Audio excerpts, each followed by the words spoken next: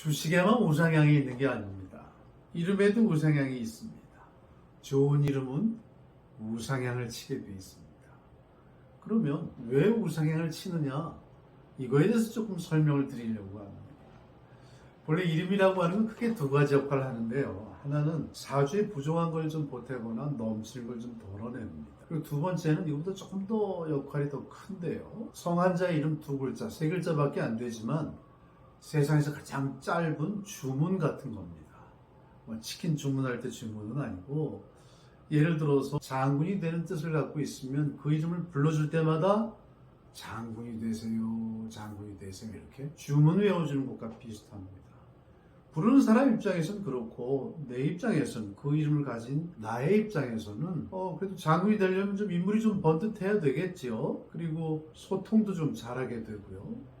무엇보다도 우리 한국에서 이 어깨에 별을 달려면 육사나 해사, 공사 이런 데 사관학교 들어가야 별을 달지 않겠습니까? 공부도 어느 정도 잘 해야 되겠죠. 그렇게 이름이 나를 둘러싼 내외의 환경을 장군이 되게 용이한 그러한 환경으로 만들어간다. 즉 사람이 영적인 존재인 한 이름도 영적으로 작동한다. 이런 말씀을 드리겠습니다. 자, 그러면 사주 얘기부터 먼저 해볼까요? 사주라고 하는 것은 우리 애기가 엄마 뱃속에서 처음 나와가지고 우주의 기운을 처음 들이마시는 순간을 우리가 연, 월, 일, 시 이렇게 네 개로 나누어가지고 거기다 글자를 붙인 거예요.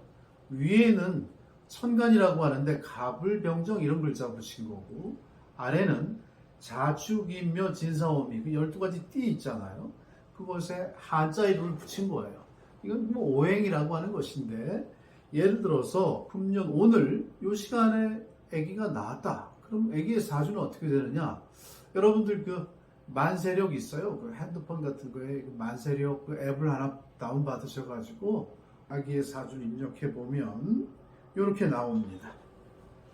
한번 보실까요? 금년이 이제 개묘년이라고 하는데요. 이렇게 개묘년이고, 이게 밑에 개가 토끼를 의미합니다. 토끼. 그 다음에 정사월, 음력으로는 4월달이다 이런 얘기고요. 그 다음에 갑오날입니다. 시간은 임신시, 신시가 되겠습니다. 이렇게 보시면 연, 월, 일, 시 이렇게 오른쪽에서 왼쪽으로 읽어갑니다. 이 안에는 부모, 형제, 배우자, 자식, 그리고 돈, 좌, 일이죠. 그 다음에 적성 이런 게 들어있는 하나의 바코드 같은 거예요. 그래서 이 바코드는 사실은 신에 의해서 만들어진 것과 다름없기 때문에 신께서 이렇게 훅 읽어보시면 이 바코드를 다 읽어내시겠지만, 사람은 열심히 공부해서 신의 흉내를 조금 내는 것입니다. 이 사주의 주인은 태어난 달 위에 있는, 태어난 날의 위에 있는 일간이라고 하는데요. 일간이 곧 나입니다.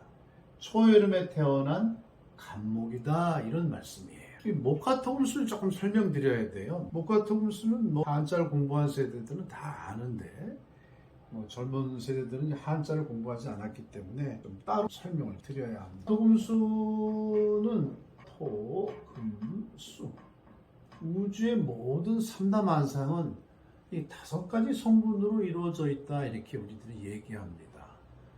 우리 사람의 몸도 다 이 목과 토금수로 이루어져 있는 것입니다. 그래서 한방에 가시면 심장은 화에 속하고, 피부는 목에 속하고, 신장, 수에 속하고 다 이렇게 나누어서 볼 수 있는 것이죠.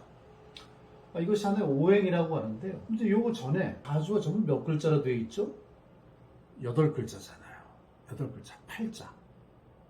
좀 감이 오시죠? 팔자가 좋다 나쁘다를 이것 가지고 얘기하는 것입니다. 자, 그러면 다시 목화토금수 돌아가서, 이 목화토금수는, 이게 목은 나무를 얘기하고요, 화는 불, 토는 땅, 흙 이런 거 얘기합니다. 금은 쇠붙이, 딱딱한 거, 딱딱한 것도 포함되고요. 수는 물이에요. 근데 이 목과 토금수가 따로 노는 게 아니라 관계가 조금 있습니다. 무슨 관계냐? 예를 들어서 여기 불이 있는데 불이 조금 사그러들어. 그럴 때 나무를 넣어주면 불이 살아나겠죠. 그러니까 이럴 때 나무는 불을 살린다 이렇게 얘기해요. 근데 살린다가 있으면 죽인다도 있어야 되겠지 않겠어요? 그러니까 이 말을 안 쓰고 이 생과 사에 생한다 이것을 빌려서 씁니다. 생한다 이렇게 씁니다. 생한다. 그러니까 나무는 목이고 불은 화니까 목은 화를 생한다 이렇게 이야기합니다. 근데 이 한다자도 빼고 목생화 이렇게 부릅니다. 목생화. 이게 이어져요. 화생토, 토는 금을 생하고 금생수, 금은 수를 생하고 물을 뭘 생해? 나무를 생합니다. 나무는 물이 없으면 죽겠죠. 생한다는 의미에는 돕는다, 밀어준다, 낳는다, 생한다 여러 가지 뜻이 복합적으로 들어있는 단어입니다. 그래서 이것을 보고서 우리가 생각해 볼 수 있는 것은 예를 들어서 내가 불인데 좀 약해. 뭐가 필요해? 나무가 필요한 것이에요. 내가 나무인데 좀 약해. 뭐가 필요해? 물이 필요한 것이에요. 반대로 이 8개 글자로 이루어진 사주가 물이 너무너무 많다. 그러면 사주가 좀 질퍽질퍽하겠죠. 그럼 질퍽질퍽한 것보다는 뽀송뽀송한 게 더 좋은 것입니다. 그러면 물을 좀 줄이는 방법이 뭐가 있냐?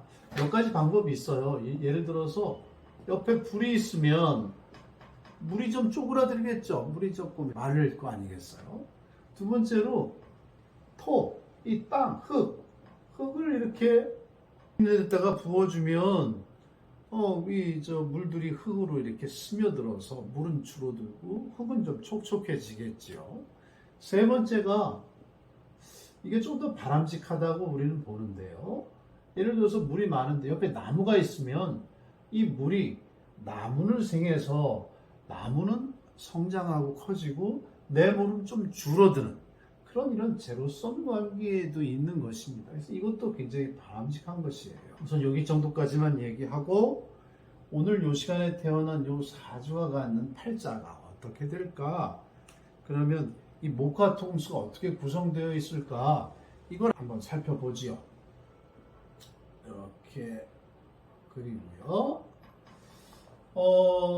마침 초여름에 태어난 간목이니까 이게 간목이 여기 있습니다. 이 목이니까 이렇게 목을 쓰고 목생화, 화생토, 토생금, 금생수 이렇게 되어 있죠. 그럼 목이 여기 하나 있고 여기도 있네요. 이것도 목입니다. 묘목이라고 하는데요. 금년이 이제 개묘년할 때 묘인데 이것이 나무에 속하는 것입니다. 화가 하나, 둘, 셋. 화가 조금 제법 있네요. 이거는 이제 식상이라고 해서 우리 애기가 요날 요 시간에 태어났으면 호기심, 그다음 창의력도 조금 있고요. 그 다음에 이 말을 아주 조리있게 잘합니다. 그래서 이걸 밥 먹고 살기도 하죠. 말을 잘해서 밥 먹고 잘 먹고 사는 사람이 뭘까요? 변호사 같은 일도 말 잘해서 먹고 사는 거나 다름없죠. 물론 공부를 잘해서 로스쿨 들어가야 하지만. 자, 그럼 토가 조금 안 보입니다. 토가 좀 안 보이는데 이건 우리 애기한테는 재물인데 재물이 조금 안 보이는 것은 이게 재물이 돈이 없다가 아니라 예를 들어서 닥터를 하더라도 페이 닥터를 해라. 병원 같은 데에 근무하는 페이 닥터를 하라 이런 얘기입니다. 자기 이름으로 이게 산부인과니 이런 거 다 개업하지 말고 조직 사회 내에서 큰다 이런 뜻을 의미합니다. 그다음에 금이 여기 이렇게 있습니다. 금은 나한테는 벼슬입니다. 남자에게는 잡이기도 하고요. 일이죠, 일. 그다음에 수가 여기 이렇게 여기도 있고 여기도 있고 두 개 있습니다. 인수랑 개수 이렇게.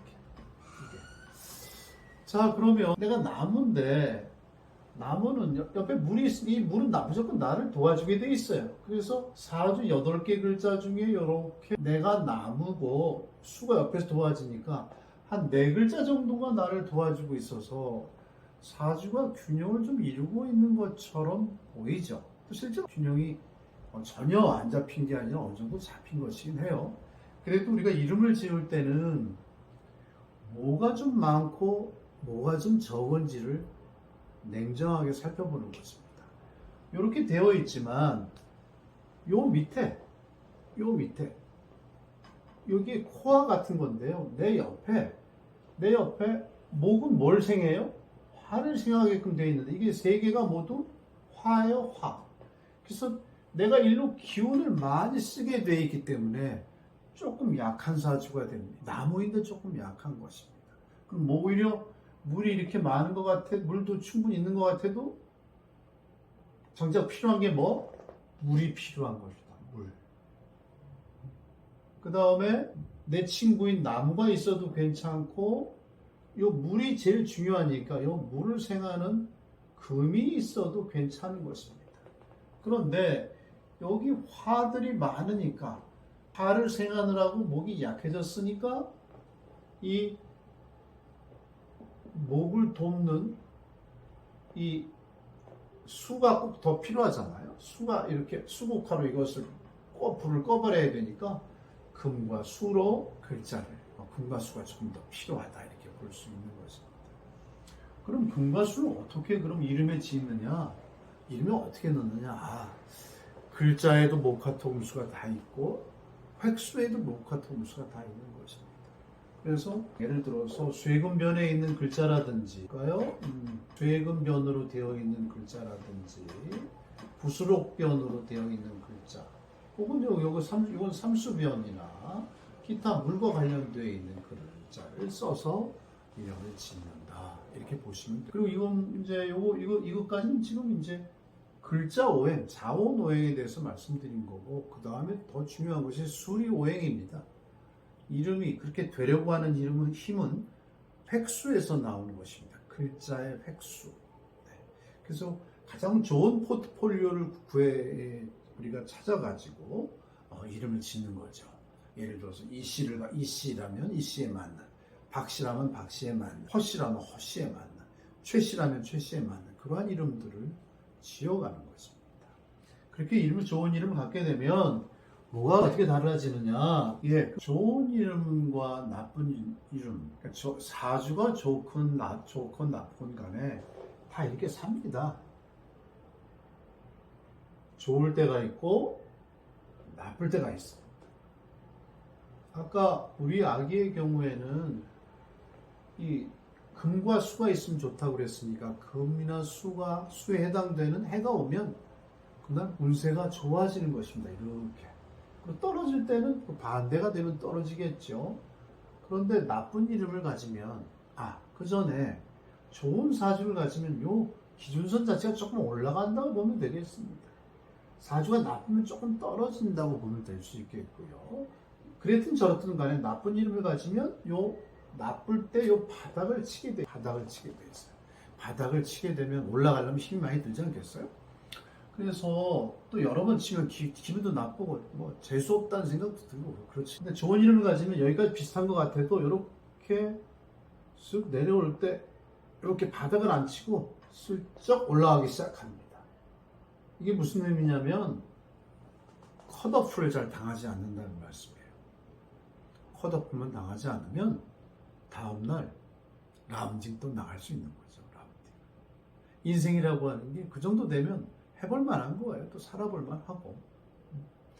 바닥을 안 치니까 회복의 탄력성도 더 커집니다. 좀 더 올라갑니다.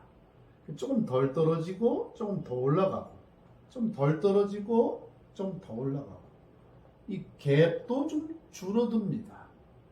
이렇게요. 이 갭도. 그래서 운의 방향이 이렇게 이게 눈에 익죠. 우상향입니다. 좋은 이름은 이렇게 우상향을 치게 되어 있습니다. 제일 먼저는 바닥을 잘 치지 않는다. 바닥, 노바닥입니다. 노바닥. 노바닥이라 이게 좀 이상하네요. 그죠? 이런 거 노바닥. 두 번째는 회복의 탄력성이 커지는 거죠.